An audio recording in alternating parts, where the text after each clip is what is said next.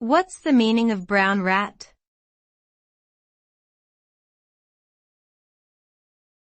Brown rat.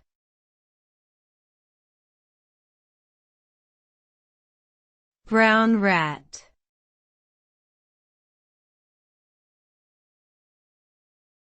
Brown rat.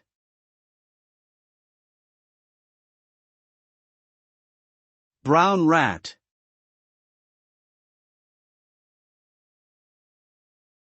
The brown rat, also known as the common rat or Norway rat, is a widespread species of rodent found throughout the world.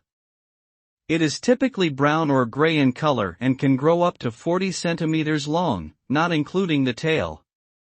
Brown rats are known for their ability to adapt to a wide range of environments, including urban areas, and are considered a pest by many because of their tendency to spread disease and damage property.